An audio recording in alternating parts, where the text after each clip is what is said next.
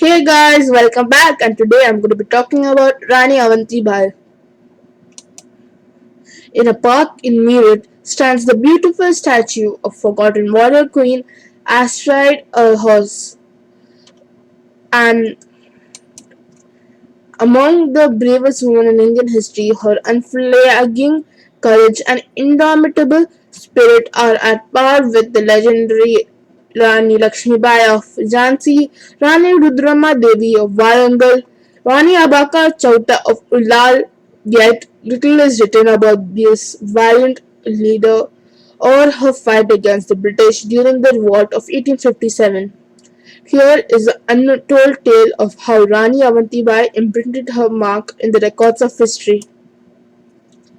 Born in 1831, Avantibai was married to King Vikramaditya Lodi of Ramgarh, today in Mandala district of Madhya Pradesh, at an early age.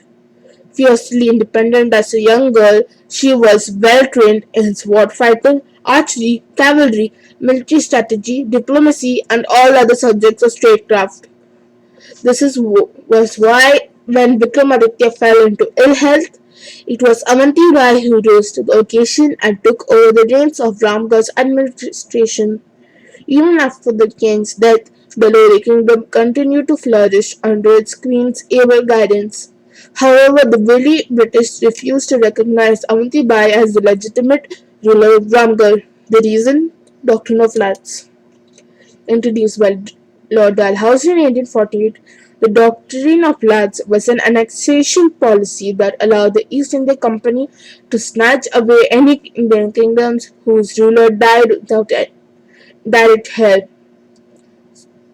In keeping with the land grabbing intentions, in 1851 the British declared Ramgarh as a court of wards and appointed their own administrator for the kingdom in place of Avanti Bai. Incensed at this unjust and insulating decision, the furious queen threw their administrator out of and declared war against the British. Avanti Bai's next step was sending urgent missionaries to the rulers of neighboring kingdoms to join her in the war against British subjugation. In her strongly worded letters that were accompanied by a set of bangles, the Queen wrote, "If you think you have a duty towards our enslaved motherland, raise your swords and jump into the war against the British. Otherwise, wear these bangles and hide yourselves in your houses." Surprisingly, Rani Avanti-Bai's appeal succeeded in rousing a wave of revolution in the central provinces.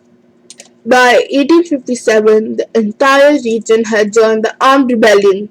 Leading from the front, the fearless queen herself raised an army of 4,000 and personally led it against the British troops. Her first battle took place in the village of Keri. Avanti Bai's masterful battle tactics ensured that the British troops were handed a stunning defeat. Expecting an easy victory, the stung British assembled the few force and launched a massive attack on Ramgarh, setting the citadel on fire.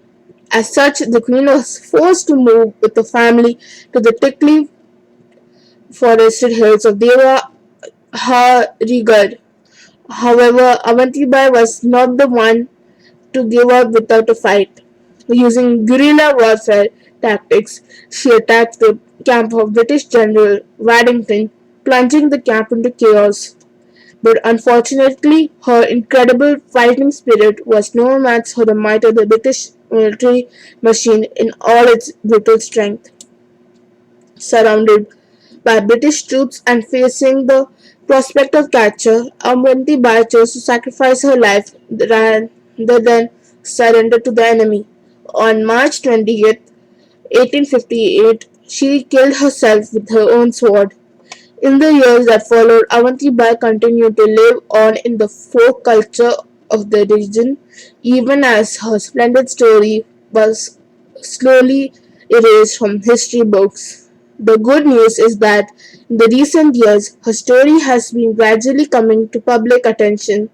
The Rani Avanti Bai Lodi Sagar Dam in Jabalpur, a multi-purpose hydroelectric project has been named after her. The Department of Post has also issued a stamp in her honor.